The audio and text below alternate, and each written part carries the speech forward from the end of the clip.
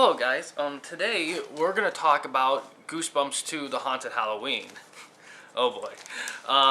This movie, of course, came out this year, 2018. It's rated PG, and it's an hour and a half long, 90 minutes. It has a 6.0 out of 10 on IMDb with about 2,500-ish audience members, user people, and 53% on Metacritic with about 20 critics. It stars Wendy McLendon Covey, who was in Bridesmaids, and Madison Iceman from what was that? What's that name?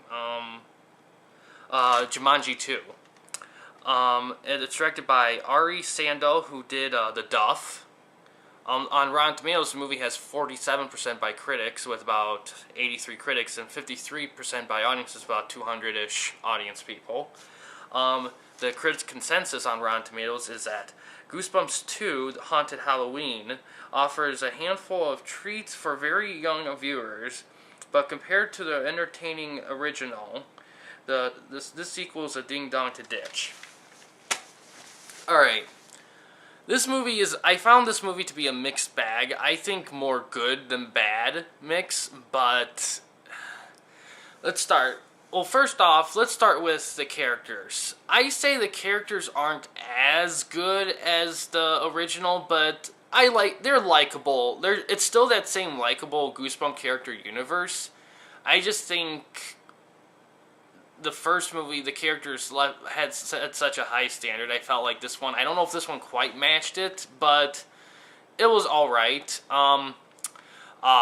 The special effects like the first one are pretty awesome. Good, varied use of CGI practical. I really, really loved the special effects in this movie. It's the highlight. The problem really is how the story's written. Basically, I mean, in the trailer, it's pretty much a book from R.L. Stine. And a lot of people, and yes, R.L. Stine is in it, but I'll talk about that part in a little bit. The problem with the movie is that, like, about the first half-ish, maybe a little less, maybe a little more of it, it's just slappy. Which is fine, but this isn't a Night of the Living Dummy movie, it's Goosebumps.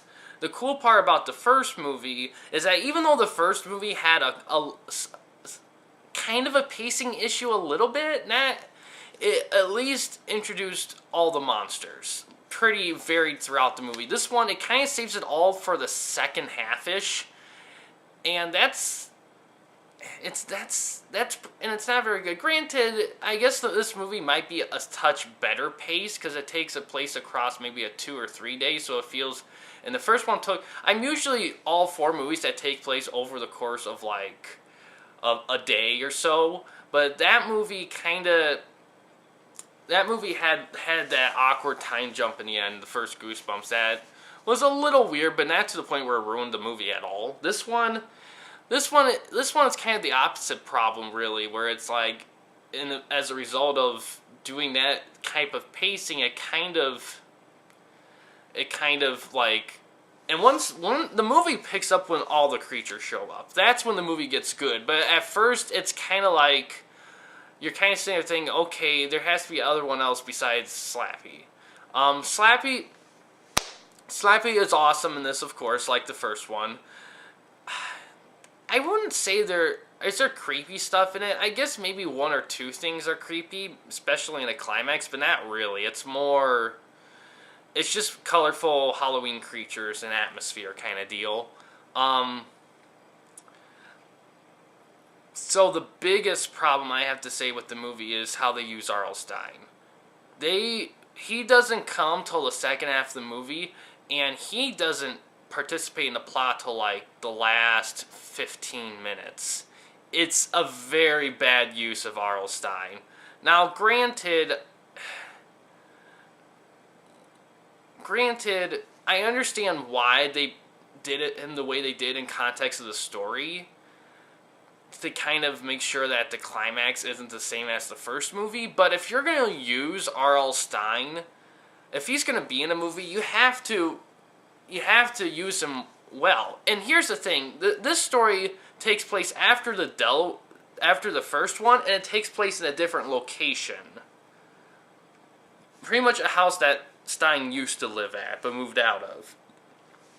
So it's kind of so that part makes sense. But in my opinion, if you're gonna have R.L. Stein character in it, you gotta give him more. You gotta give him more screen time. If not more screen time, you have to make him affect the plot in a way. Have him be able to help out instead of, oh, here I am, oh, bye kind of deal. It's just like it's just bullshit. Oh, and there's a little thing at the end, a kind of cliffhanger-y thing. I will say this movie, the time jump in this movie was pretty, I mean, I don't say it was drastic like the first one, but it's like, all of a sudden it's like Christmas or whatever. I'm like, whoa, we kind of went past here for a bit. And I don't know, I don't know how I feel about that, but I don't know what's with these two movies and with the time jumps. I don't know why I feel like it could have been done more smoothly. But yeah, this movie, it's a very likable movie. The only problem, well, first off, I think this movie isn't as funny as the first one. It's still funny, but I felt like they relied on a bit more tamer jokes. Not maybe tamer, but more safe jokes. And the first half of it felt like a Goosebumps episode from the 90s. It really did. When it was just slappy, it felt like a Goosebumps episode from the 90s. The way it was going, it was like, the way it was paced and the way the characters hit their note, it felt like a Goosebumps episode. The only difference is some of the Goosebumps episodes back then were pretty scary. Now, the Goosebumps movies, I wouldn't say they're scary like the TV show was. They're more atmospheric fun, and they can be scary for kids like the show was, but I think the difference with the show and the movies, I feel like the movies are aiming kind of more for a quirky atmospheric horror, while Goosebumps, the TV show, was kind of more going for like the giving you nightmare kind of horror. So I think there's a bit of a difference between two. Oh, and the real R. Stein does make a cameo in this. I won't say what it is or when it is or whatever, but he does appear in it. I like it. I always like seeing a good old fashioned R. L. Stein cameo. And this story does end on kind of a cliffhanger, so you do know they're going to make a third one. I hope for the third one that I hope they do better. This could have been a lot better plot and a lot better movie. I just think first, I think you needed to find a. I think you needed to. And I read on the trivia that the Haunted Mask character is supposed to be the main villain of the next movie, which I'm awesome with. I love the Haunted Mask. I think that would be awesome. But yeah, I think if I was gonna make, so the highlights, the score's cool. The music score's pretty good. The cinematography is nice. It shows off. The creatures, the special effects are a highlight. Acting is fair. It's above average, I think, but nothing super spectacular. Not like the first one. Negatives. The story needed to go faster. The things where it's just the things where it was just the dummy and the kids, that should have been shorter and it should have been less screen time. You need to crank out those creatures maybe like you should have introduced them like not at the halfway point, like 2/3 in would have been more appropriate in my opinion. And you needed to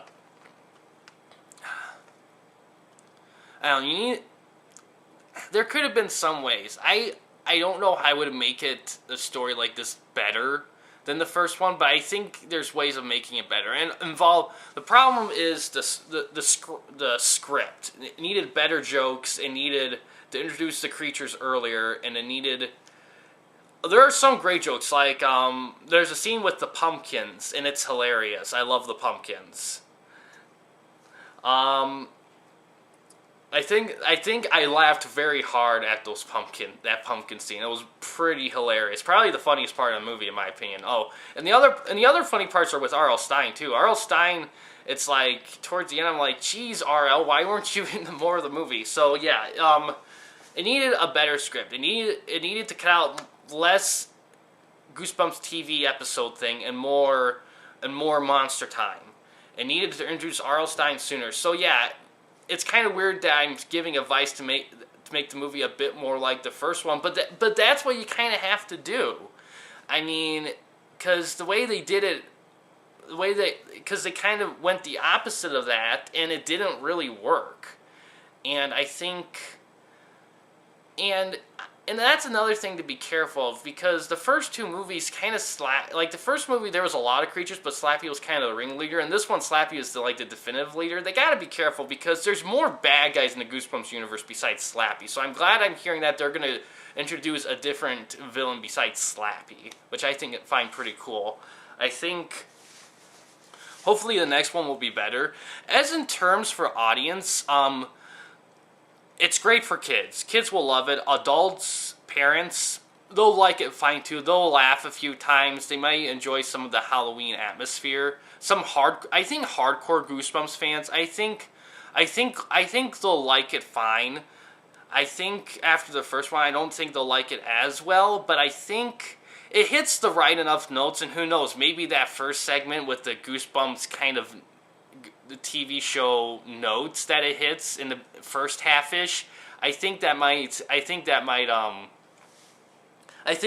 give some of those hardcore fans a little bit of nostalgia, maybe a little laugh or chuckle or two there as well. So it depends on the person on that part. Personally, I would watch it again, but the first one's better. This one's good. If you're looking for something Halloween-y to watch, I definitely watch this. It's a solid Halloween movie. It just could have been better. And not great, not awful, above average. So that's all I have to say about it. Check it out. It might be still in theaters. It's November now. So keep an eye out for maybe on DirecTV or streaming, or when it comes out on DVD. I mean, it's worth a purchase. It's a decent movie. If you love the first one, you'll like this one fine. If they do enough changes in the third one, this one might kind of be that okay middle to a bookend of great. So hopefully that's the case. But yeah, that's all I'm going to say about it. Thanks for watching. Please subscribe and like the videos, and have a good day.